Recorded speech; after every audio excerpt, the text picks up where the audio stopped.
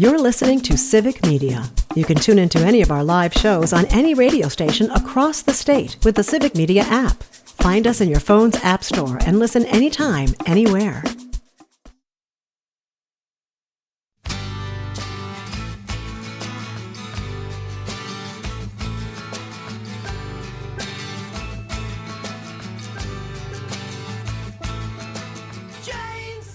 Good morning and welcome to Matenaer on Air. Jane Matenaer, Greg Bach, and Calvin Butenoff coming to you live from our studio here at Radio Park in Racine.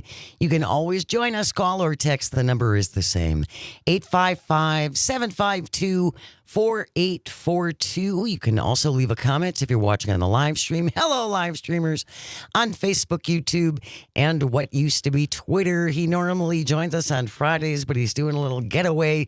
So Civic Media's political editor and the creator of the Recombobulation Area, Dan Schaefer, joining us right now. How are you? Joining you here on a Wednesday. I'm doing well, Jane. I'm doing well. How are you guys doing? We're good. Recombobulating a little bit about the governor's race. Let's talk about the Wisconsin governor's race. Yeah, the big political news. Still making news. We're still it's less than a week since Governor Evers and I. It feels like we've lived several lifetimes. Every week feels like that. Yeah, that's right. When we're in the thick of elections, we're like, can we just not have elections for like 20 minutes? It's so tiring. Yeah. And the moment they're gone, like, when will they be back? Let's just talk about this all the time. But the field continues to grow, it seems, as far as people who might be interested in running. Yeah, and on both sides of the aisle, too. I think, obviously we saw Sarah Rodriguez and David Crowley. Sarah Rodriguez officially launched. David Crowley saying he is going to launch. And I think there's some intriguing developments happening on the Republican side of the aisle, too. Ooh, do share. I think Tom Tiffany's going to run. I'm just reading the tea leaves from some of his recent comments on the radio. I do think Congressman Tom Tiffany from Wisconsin's 7th Congressional District, former state senator for several years before he made the jump to run for Congress. I think he's going to run. If I'm reading, the latest tweets, he's been raising his profile in conservative media in recent months. He has been, taking aim at, Tony Evers in various tweets from his campaign account, not from his, official congressional account and things like that. He has like this Team Tiffany War Room Twitter account or whatever. Everything has to be a war room apparently nowadays, right? Taking shots at one of the other candidates, one of the other Republican candidates running for governor, Bill Berrien. It seems like he is lining up something. And Greg, you had some information on something he said on a different program recently too. In a press release that we got through this morning, he was on the Vicki McKenna show and he discussed a potential run for governor, saying, quote, "I believe I am the best candidate," unquote. And I think you're absolutely right, because for the longest time, Tom Tiffany was sort of like Ron Johnson in his first term, real backbencher, didn't cause waves, hear much, didn't do, and then during the election season last year, he really started to kick up the Apostle Islands, for good or for bad, whether you like it or not, really brought him a lot of attention, and he's been capitalizing on more exposure. And I'm sure he thinks he's the best candidate. I'm sure a federally elected official probably thinks, well, I know the more statewide view and I have more connections and whatever else reason you think. I mean, apparently he can also hold a fish if you're on Twitter. That's the new requirement, apparently. Yeah, he was standing on a frozen lake, which I concede is brand infringement on Eric Hovde, but that's for another day. But he was, he is doing those things. He's ingratiating himself to the Wisconsin electorate through various things, and he's becoming more visible, and he's staying very plain spoken. And I mean that as a retail politics compliment. But my question is, what wins can he bring to the public and say, look what I did for you. In all of my years in office, I brought you this and this and this. If I'm remembering correctly, and I don't know that I am, but he's real good at, he can come out and say, I stood next to the Blotnick Bridge that's getting repaired, which I did not vote for, but I was here to take credit for it. What is he going to bring to voters as, I did this for you, I brought this for you? I think it would be, really what he's been part of the Republican majority with President Trump and like everything that's been happening over the past, 6 months here, and say like, hey, we want to, bring this type of governing to the state of Wisconsin that we've been able to do at a federal level. You might not agree with that. Of course, I do not. But, I think that is the message that he's going to send. And I think as he's really been raising his profile, particularly, and he's been a really hardline views on immigration. And I think he's been tweeting a lot about immigration. He's been on conservative media talking about immigration a lot. He has I think Republicans see that still as a winning issue. I know you were talking about it in the early part of the show here. That considerably. Absolutely. There has been a big shift in public perceptions after, some of what we've been seeing with ICE, with some of the, tactics that they've taken in the last 6 months or whatever, which are only going to get ramped up because ICE got $1 gazillion yes. in the big ugly bill.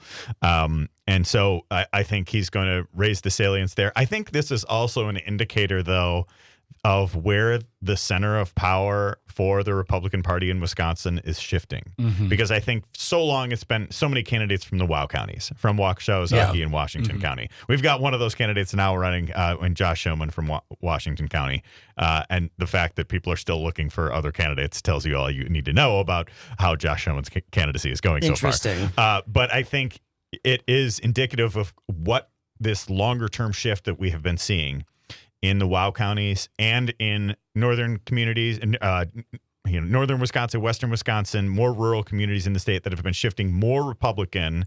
And so I think you're seeing, before the strategy was like, we need to run up the numbers in the WOW counties to counter what's happening in Madison, Milwaukee. Right. We'll compete, we'll win, but not by a ton in other areas of the state. Now I think they need to win by crazy big margins in rural areas because they're losing so much support in the WOW counties. So I think by having a candidate like Tiffany, and I know there's another state Senate President, Mary Felskowski, also from northern Wisconsin. She has been there. Her name has come up as a potential candidate for governor as well. I think this is just showing that this is where the center of power for Republican politics in Wisconsin is moving. If you're just joining us, you are listening to Matenaer on Air on the Civic Media Radio Network, and we are here with our political editor of Civic Media and the founder of the Recombobulation Area, Dan Schaefer, talking about the ever-growing field and conversation of the Wisconsin governor's race, which will be taking place next year, of course. And something that really strikes me as interesting as far as Tom Tiffany, trying to find that support. That's going to be, I feel, really difficult for him maybe because if we look at the numbers of the spring election for judge, mm-hmm. we saw a definite slow move, not a blue wave, but there were moves in every county to the left. There are some changes of thoughts.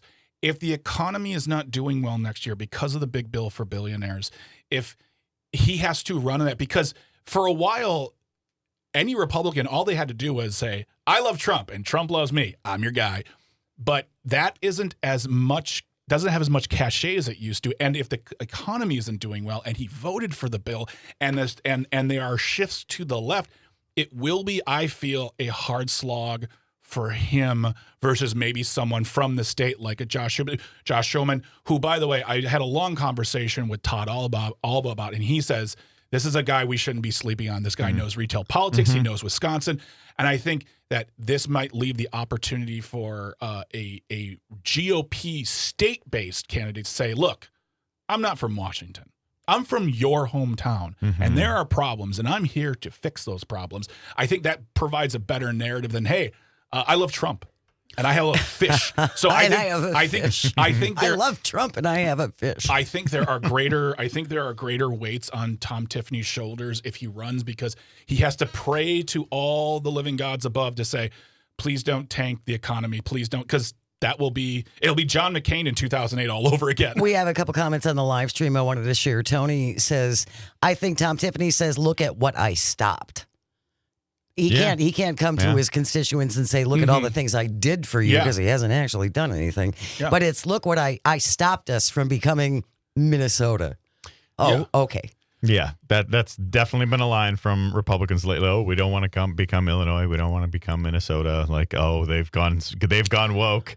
They're over the cliff. Else. Yeah, that's right. But Tom Tiffany does have experience in state government too. So I don't want to overlook that piece of a potential candidacy too. He served in the assembly for a term, starting in 2010. He was elected to the Wisconsin State Senate in 2012 and 2016. So this is not somebody who is completely unfamiliar with the process. It's not like a Bill Berrien who's like this political outsider business type. We get a number of those folks running for Republican races in Wisconsin. So I wouldn't discount that, but this would be the type of thing. And as I'm talking about kind of like the regional element of this is if Tiffany, let's say he does a little bit better in the Northwoods where he represents in the 7th congressional district. Well, I think considering the type of crossover appeal that I really do not think he has, particularly among suburban voters, you're going to see like a blue Ozaukee County if Tom Tiffany runs or something like that, right? Because I think this is just going to accelerate the shift that we'd been seeing. And I think and I've talked about this on a couple different shows, and I think the key thing in the Republican primary is going to be the Trump endorsement. Like whoever gets the Trump endorsement is going to be the Republican nominee. And I think Senator Ron Johnson has talked about not wanting a messy primary. Let's get our ducks in a row, whatever that means, from our senior senator. And I think if Tiffany makes a run here, it makes a little bit of a splash, gets on Trump's radar, gets the Trump endorsement, that could clear the field. Jake on the live stream says Tom Tiffany's been consistently clowned on social media for the stupid things he says. Oh, and he opened the Northwoods to strip mining when he got elected to the Senate with Coke money. He's got a pretty cushy gig. He's got his big spread up north. I mean, it looks like a beautiful place. I'd love to see it, Tom, if you want to invite me. Why would you leave that? He's got an easy gig. You don't have to produce anything. Well, I don't know. I guess he's ambitious, right? I guess he wants to take his shot for statewide office, and maybe he sees this as his best potential opportunity. Oh, and there's also something to be said about saying, you know what, the federal life. At this point, he's been in office long enough. I think he's going to get a pension from his congressional years, so he's going to get that. He'll get his health care. And being in Wisconsin, I also feel like gets him out of the messiness of D.C., and he can focus. He can say, I want to come back to Wisconsin, the entirety of Wisconsin. And I do not believe for a moment that Berryman, Showman, and anybody else who is throwing themselves are just going to be like, oh, yeah, you're right. I think that there will be a primary. I don't want to say it's going to be messy, but there should be a primary. Yes. All these individuals have something to say. They should have the ability to say it. And we're not about king-making. But, I mean, Ron Johnson says a lot of things. So I think it's also Ron Johnson just, once again, trying to find anyone who will put a camera in his face. There is that. Because he likes it. Because he says things all the time, like today. Thank you for mentioning that. Ron Johnson, this is on Twitter, says, Josh Hawley's bill to ban members of Congress from trading stocks is, quote, legislative demagoguery. I don't even know what that means. And I'm not completely stupid. I like words. I'm familiar with words and meanings of words. What is legislative demagoguery, Rojo? Come on. I don't understand what he's trying to say here. It's like his continuing quote there from Brian Metzger reporting this from Business Insider. There's a bill coming up today about trying to ban members of Congress from trading stocks, which I think is it absolutely should do. Yes. And Ron Johnson's quote say, we make it very unattractive for people to step up to the plate. So if you don't get to do insider trading, what is the point of being elected to Congress? Put that on a shirt. Stay close. Dan Schaefer is our guest. We're going to keep recombobulating. You are listening to Matenaer on Air on the mildly cranky Civic Media Radio Network. We'll be right back.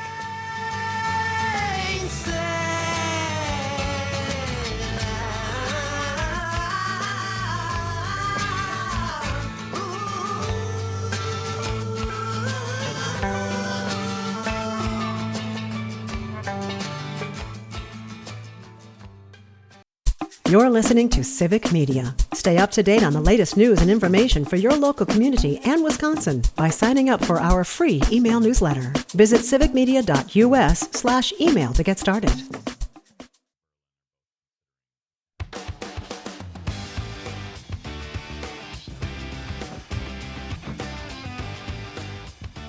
Good morning and welcome to Matenaer on Air. Jane Matenaer, Greg Bach, Dr. Slide coming to you live from our studio here at Radio Park in Racine. You can always join us, call or text at 855-752-4842. Leave a comment if you're watching on the live stream on Facebook, YouTube, and what used to be Twitter after the 10:30 news, as we always do. Try to lighten things up a little bit with Audio Sorbet. Take a break from the news. Have a couple laughs, hopefully. I like how the harps come in and then they're like, done. Boom, done. It's over. We only paid for 4 seconds of harps. Right. We only have so much Hard out on the harps. We have only so much set aside for harps. But summer jobs. What was your summer job as a kid? I think a lot of us had them. Various, fast food, whatever, babysitting. I cleaned houses for a while. I was not very good at that.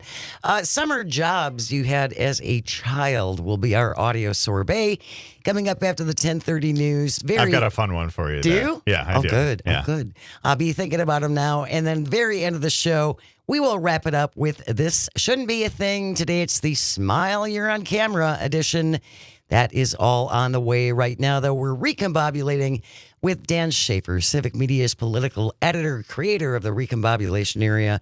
Let's talk a little bit about communities are still having money problems. Yeah. There is a couple stories over the last couple of weeks from the Waukesha Freeman, terrific publication, that has reported about various communities in Waukesha County, one of the wealthiest counties in the state, looking to raise taxes in the form of a wheel tax. The reason for this being the state is still not funding municipalities the way that they should. Adequately, the way they should. And even after the shared revenue reform bill from 2 years ago that really injected a lot of funds and really pulled a lot of communities back from making deep cuts across the board.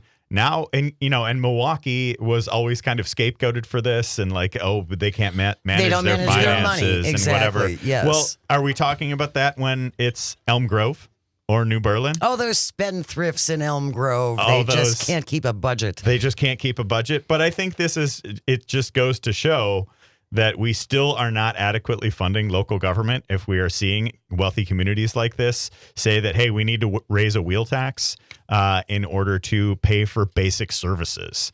And this is, I think a lot of leaders in Madison kind of spiked the football and said, hey, we're done after the shared revenue reform bill. No, Isn't this great? It's all finished. Exactly. And it really wasn't. And it was like, the way I looked at it was like, you need to pass this so you can live to fight another day. Well, that other day is already here because they did not go far enough. The Republicans who crafted that bill, Tony Evers proposed far more funding for local governments in the plan that he put forward and that Republicans rejected. And then they kind of built their own as they became similar to how they've approached the budget over and over again. And it just hasn't done enough. So I think and according to this article in the Waukesha Freeman, a growing number of Wisconsin municipalities have already gone down this road of raising a wheel tax. According to the Wisconsin Policy Forum, revenue from local wheel taxes has tripled since 2017, with 13 counties and 48 cities and villages now charging the annual vehicle fee. Fitchburg will join the list August 1st. Neenah plans to follow January 1st. So this is a problem everywhere around the state. Not just Democratic areas. It's not just Democratic areas. It's not Milwaukee or Madison mismanaging funds. Yeah, of course. We want to keep people accountable. There have been problems over the years. Without a doubt. But you also, I think it also goes to show that that criticism of Milwaukee was wildly overblown. And I think, Milwaukee had to institute a sales tax to raise some of the things. All these other places, having no other options, are going to have to institute a wheel tax because we really don't give local communities a lot of options. So we're seeing these referendums spike all over the state for school funding. We're seeing wheel taxes for local government funding. And then we have the state government, which is not doing enough. Yes. And I referenced this off air, our conversation yesterday with Secretary of State Sarah Godlewski. She was talking about the impacts that the big bill for billionaires is going to have on our programs here in the state, and that money is going to have to be found by the state government. And if we know one thing about Madison is they don't want to pay for anything because they're like, hey, we have $4.3 billion in surplus. Let's just look at that money. It's very, very pretty. But I had always contended that the sales tax of Milwaukee, raising that, I thought was something that should have happened a long time ago. It was at 5.5, then went to 5.6, but that's not enough for a city of that size and wants to be of that value. And even though it's 7.2 or 7.5 right now, that's still pretty decent for a city. And so they're going to make their money how they see fit. For me, growing up in Waukesha, I always was like, I didn't realize we were one of the wealthiest counties in the state. But I also feel that this is another example, Jane, that you talk about, we always talk about, of no long-term planning. Now you have to institute a tax, and people hate that. And politicians have to run on that over their back, saying, well, you raised my taxes. And we're like, yeah, because we had to survive. Well, I'm going to channel Ron Johnson. Oh, yes. Wisconsin senior senator. Do you feel smarter right now? You know what the elegant solution would be? If just all of us took turns like driving a truck or picking up garbage in our communities or taking this section of road is mine for this week of the winter and we'll plow it. That's kind of the elegant solution. Personal responsibility. Yes. Folks. Come on. Let's step up and do it for nothing. Come on. Well, they don't do fiscal responsibility anymore, so it's got to be about personal responsibility. It's about personal obligation now. That's what it is. How are you going to help us? They passed a bill that cut government and grew the deficit at the same time. Good job. So smart. They're so smart. You can't call them the party of fiscal responsibility anymore. But I think this is going to this what we're seeing in Elm Grove, what we're seeing in New Berlin now. Other examples like I mentioned, Neenah, Fitchburg, all over the state. It's going to be a problem. We need to address it. Yeah, we need to work together. We have $4 billion surplus, but it's Robin Voss's money, and he's going to keep it there. News is coming up next. When we return, we'll lighten it up with a little audio sorbet. Stay close. You are listening to Matenaer on Air. This is the Civic Media Radio Network.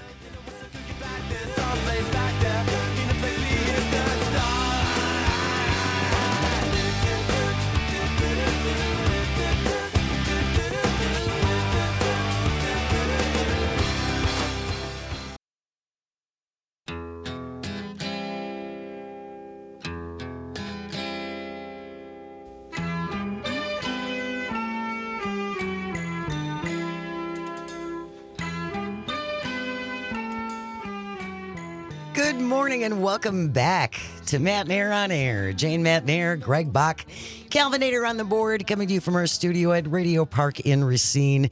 Join us, call or text. The number is the same, 855-752-4842. That's 855-75-CIVIC. Or leave a comment if you're watching on the live stream on Facebook, YouTube, and what used to be Twitter. We got baseball coming up later on today, not that much further. Couple hours. Brewers hosting the Cubbies. Sweet. 12:35. Our broadcast starts today, 12:35. You can catch the game. You got to listen on terrestrial radio. It's not something that we can stream. Yeah. So listen to the game today. Our broadcast again starting 12:35 on WRCE in Richland Center, in Oshkosh, WISS, here in Racine and Kenosha on WRJN. WCQM in Park Falls. Hi, Park Falls. And our latest Brewers affiliate, WBZH in Hayward. Hello, Hayward. And hello, Hayward. Hi, Mark. Brewers hosting the Cubbies today, 12:35. Go Crew. Go Crew. Let's get that sweep. That'd be pretty nice. I'm hoping for a 3-game lead in the standings. That'd be great. That'd be great. Pretty good. We will have another Free Ticket Friday, by the way, coming up for you this Friday. Yes. Where you have a chance to pick up a 4-pack of Milwaukee Brewers club level tickets. So make sure you download the Civic Media app. That is the only way to play the contest. Completely free, super easy. Wherever you get your apps, just look for Civic Media and download it from there. Right now. Yes. This is the segment we call Audio Sorbet, where we like to lighten things up, take a breath, get away from the news, as Greg says. Audio Sorbet. We clean your ears with fun. There you go. Sounds a little hostile, but get over here. You're what is this this accent? I don't know. It's just enough to be funny, not enough to be offensive. That's what I'm doing here. It's like a guy who moved out of New York like 30 years ago. And still hostile. Yeah. Today's Audio Sorbet, summer jobs. What did you do as a kid in between, if you had to work during high school? And I did. All of my siblings, we all worked summers in between school. What was your or some of your summer jobs? At 855-752-4842, 855-756. Talking summer jobs we did as kids. Who wants to start? Dan Schaefer, you said you got a good one. I'll start. I got a couple good ones. So I started. I'm from the burbs, so I started mowing lawns, and all my neighbors' lawns when I was like 12 or 13 or something like that. Good young Started man. doing that. Industrious. And then my first job was at Cops on Blue Mound in the kitchen, making burgers, Really? making fries, scooping ice cream. We had a wonderful time. I worked there for a couple of years, actually, Did you on and really? off at Cops on Blue Mound. And yeah, that was my first job. Do you remember what year that was you started, or like when you the year? Because I asked because my mom has a place in Brookfield, her only place. She doesn't have multiple places. She ain't Waukesha County rich. But that Cops is a hop skip, and we went there all the time. So you may have made my food. It's very possible. I worked there probably 2001, 2002, Yep. something like that. Yuppers. Wow. Small world. Love it. I probably made you like a cheeseburger or something like Let's that. be honest. You made me a double cheeseburger. Let's just be honest. Did it turn you off of fast food? No, it kind of took me the other way. They actually really take care of their product and their ingredients, and they like make things really well, and everything has to be really fresh, and they put a real emphasis on that. Well, and that's so, cool. They were great about that. They also look the other way on all of the people in the kitchen stealing onion rings constantly, which is what I would do all the time. Anytime there was a slow moment, everybody's just like, "All right, put down some rings, go in the cooler. We'll take it easy for a minute and have some onion We're rings." sharing a thing of rings. Yeah. See, that's I'm getting myself in trouble here. a But. thing of rings. I love that. I think that's very good management in my opinion, because I worked at a Burger King in high school, and we had to there was breakfast service, and if the breakfast food wasn't served and breakfast was over, we had to throw it into a bucket, and that bucket would just stay there until someone could log it as inventory to say this is how much we didn't use. But we weren't allowed to eat it. Like we were like you'll get in trouble if you eat that food. Why? No one's going to eat this food. It's literally going to get thrown into the dumpster. So I'm going to take a croissant. And I did. Many croissant. Good for Take that, you. Henry Waffenschmidt. Good for you. Criminal right here. He's Exactly. been working with a criminal Exactly. all this time. What did you do for a summer job when you were a kid? 855-752-4842. Ollie from the Northwoods is joining us on the line. Good morning, Ollie. What'd you want to say? Good morning. Well, one of the jobs I had was I hoed thistles in my boyfriend's family field. Needless to say, that romance didn't last very long. Would you say it was a prickly romance? Definitely. I realized then and there I was not cut out to be a farmer's wife. Yeah. That's hard work, Ollie. How did he even broach you? It's like, hello, girlfriend of my dreams. What you doing this weekend? Want to come over and hoe thistles? Yes, my sister and I went to visit and spend the summer in the town where he lived with my aunt and uncle. And we both hoed thistles, and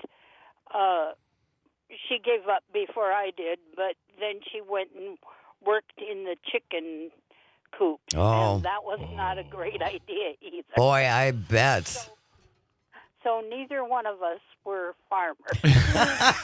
Well, you learned early on, right, Yeah. Ollie? This is maybe not the path for me. Yeah, absolutely. Right. Thank you so much, Thank you so Ollie. much, Appreciate you. 855-752-4842. Talking summer jobs we had as a kid. Cassandra on the live stream. I grew up in the Dells, worked for 7 summers at Noah's Ark, mostly in the candy store. Met my husband there. Aw. He was the garbage man that came to pick up cardboard from the apple boxes. Then I worked for the duck tours, the boat tours, selling tickets for 5 summers. As much as living through tourist season is stressful, I always knew I had a job. That may be the most Wisconsin love story that's ever been told in history. I'd Like, watch that movie. I would too. Like Hallmark, are you Yeah. watching right now? This is Midwest gold. Love amidst the ducks. We got a title even. Exactly. Whereas Ollie's would be called the Thornbirds. And now we have film credits here. So We got some. Boom. We got some we ideas. go. I right love that. I now. love that very much. That's a wonderful. Jane and Cassandra can write this, and you got a story We'll there. cast it. Yeah. We'll get it rolling, Cassandra. I like that. Dan, you said you had other summer jobs though too. Yeah, I had another summer job where I got a job with my local Parks and Rec department when I was in high school, and I coached T-ball. So I would drive we had a bunch of different T-ball teams across the city, and I would drive from park to park. Me and a couple other friends would drive from park to park and coach T-ball. That must be hilarious. It was hilarious. 5 and 6 year olds with metal bats. It was terrifying. Me and my friend who I'm still close with, we always joke about it because we would just like try to, you're not supposed to keep score, but we would be coaching on other sides of the team, And so keep we it would score. we're competitive, so that's funny. we would have fun with it. Yeah. PJ on the live stream at 10 years old, I was delivering Milwaukee Journal Sentinels with my dad. The Sunday papers were 4 inches thick and heavy in the 80s. That's back when the paper had some heft. Yeah, that brings me to my story. So I referenced earlier that the conversation from me about this was funny because I only ever had one summer job where it began at one point and ended at this point, and that was it. All my other jobs that I've ever had have just been jobs. But I started working when I was 12, and I was a paper boy for the then United Journal Sentinel. Because if you remember back in the day, it was 2 separate papers. Boy, and I was a delivery boy. I had a route. I did so well, they gave me a second route. And PJ is not wrong. Stuffing papers, especially the Sunday papers in the morning, was time-consuming. Hard work, I bet. It was hard work. And also, and I won't get into the big nitty-gritty details of the story, but also because of that job, I was once hit by a city bus while I was on my paper route. So moving on. You live to tell about it. Yeah, I did, yeah. Yeah, you can't just move on from So that. they just story. went bink and you what? Yeah, it was. I was on my bike. I was listening to a Walkman. Thank you. And I was listening to Guns N' Roses' Appetite for Destruction, a rather loud record, and I had it up loud. And Great record, though. I did not watch where I was going. And I made a turn, and I saw the bus coming, and I made a quick turn, and they made a turn too, and it hit me, smacked me to the ground. I didn't break a bone. I didn't even like sprain anything. And I just, I was off the job for like 2 days, and I was back at it. Couple bumps and bruises, and that's it. Huh? And that's not a back in my day type of Send story. the king back out there. Yeah, exactly. He's Back fine. when we had Walkmans. Exactly. You'd get hit by a bus and you'd get back on your bike and deliver those papers. Suck it up, kid. Yeah. If you are just joining us on Matenaer on Air, we are in the midst of Audio Sorbet, where we lighten things up a little bit and talk about things outside of the news. What was your summer job as a kid? 855-752-4842, 855-75-Civic. Leave a comment on the live stream on Facebook, YouTube, and what used to be Twitter. I started babysitting at 12, and before you could babysit, you had to take a red course class. You still do, I believe. You have to take certification. So you could learn CPR and all those things. But then as I got a little bit older, for one summer, my mother had me cleaning other people's houses. I was not good at that. I imagine that's just a very daunting. Was it how many houses in a day, or was it just go to? It was just one house, but it was a big 2-story farmhouse, as I recall.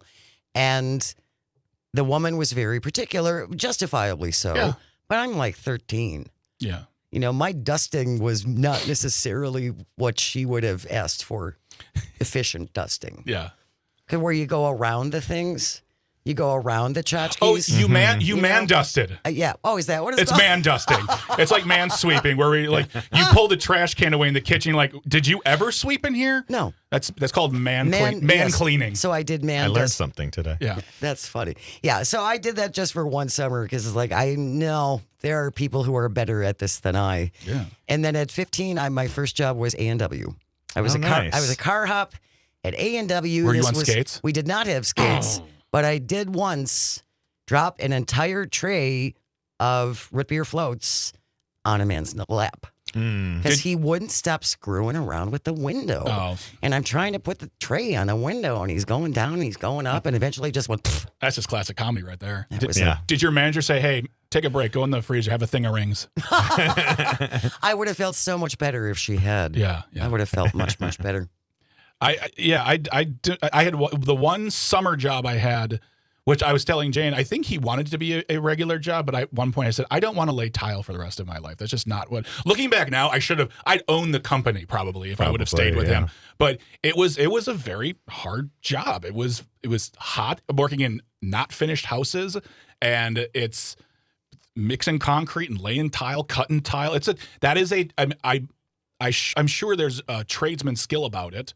I don't know if it's an actual trade itself, but you have to really learn. And the thing is, it's unforgiving. When you crack a tile incorrectly, that tile can't be used. And they'll give you maybe a couple extra, but it was found out really quickly that I am more of your mixing the concrete type of person. As opposed to the tiling guy. Exactly. Well, that's why it's important to have these experiences. You learn from them. And exactly. what you're good at. Exactly. And maybe not so much. I'm very good at saying, honey, let's hire a guy. When we return, we're going to wrap it all up with This Shouldn't Be a Thing. Today, it's the Smile You're on Camera edition. Stay with us. You're listening to Matenaer on Air on the Civic Media Radio Network.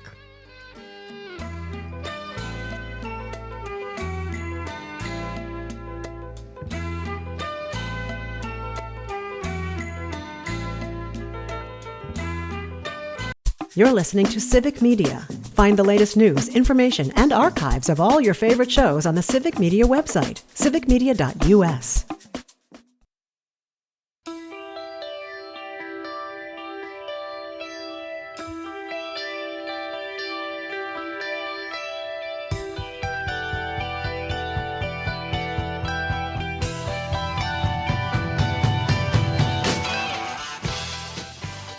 Welcome back to Matenaer on Air. Jane Matenaer, Greg Bach, Calvitini on the board.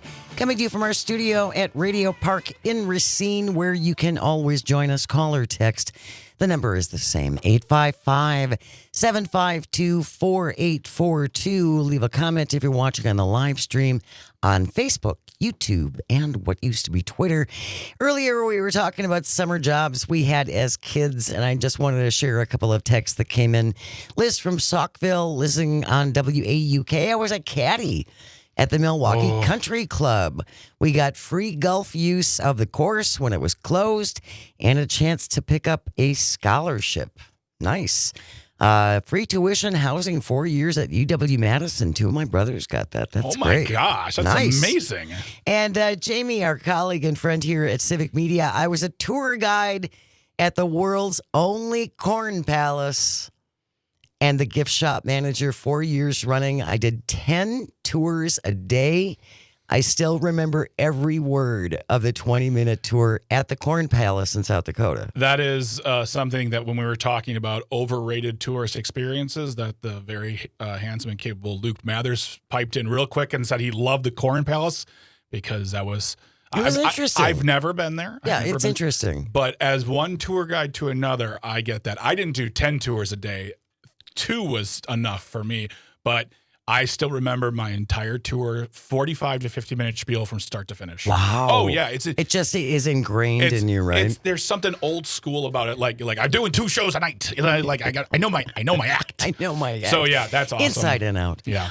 We have a real busy show coming up for you tomorrow. Jim Santel, yes, our friend and colleague here at Civic and host of Amicus, a law review, Saturday mornings from 9 to 11 across the network. Jim is going to be here at 9:35. I have many questions about the Jeffrey Epstein, Giselle Maxwell situation that is ongoing. I don't understand why we're not giving a subpoena to Alex Acosta, but we will talk about that with Jim Santel tomorrow.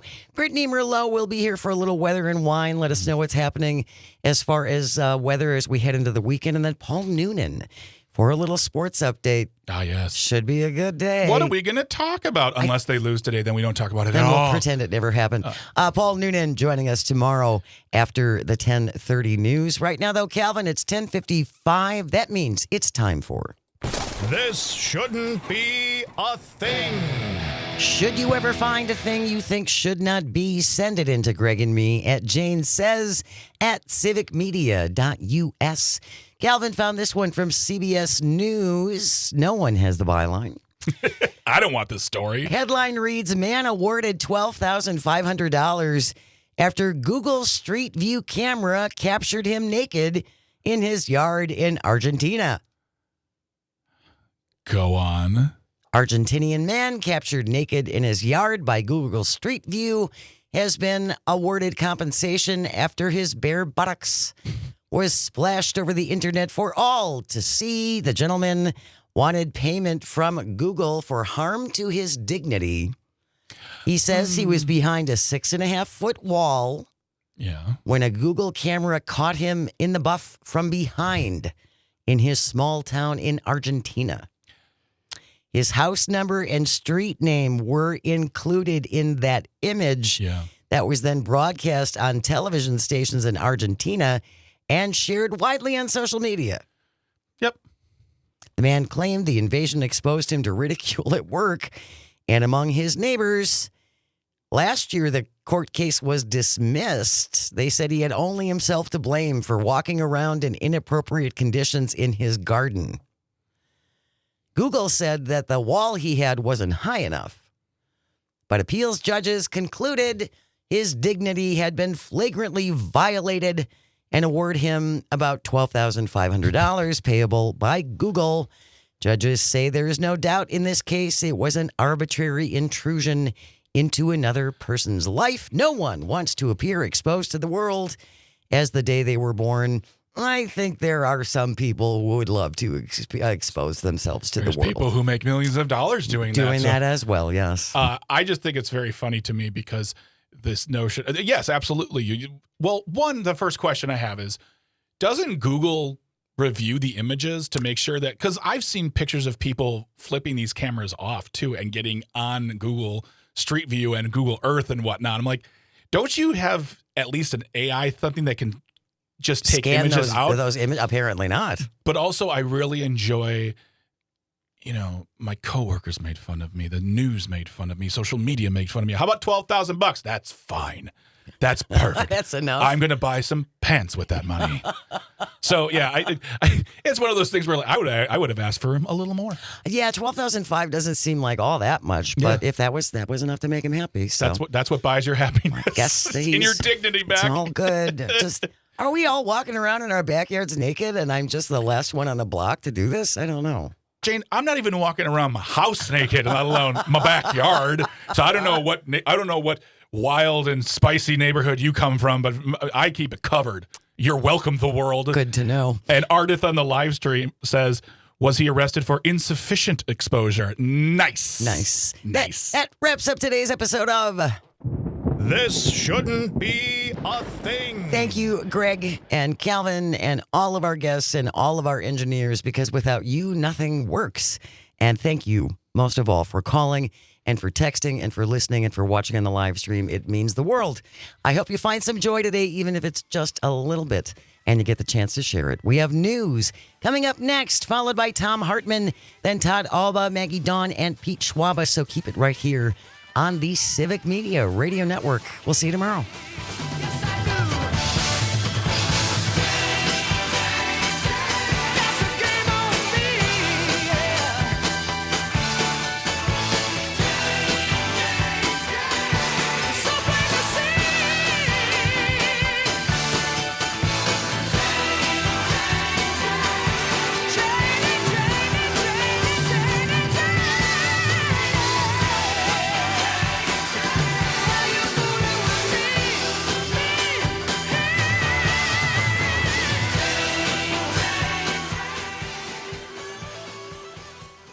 The national news cycle never stops, but it can be hard to find news about your local community. Civic Media is dedicated to providing quality local and state news coverage across Wisconsin. With the Civic Media app, you can get notifications about local stories that matter to you and your community. Find the free Civic Media app in your phone's app store and choose notifications from the menu to tell us what kind of news you want to hear about.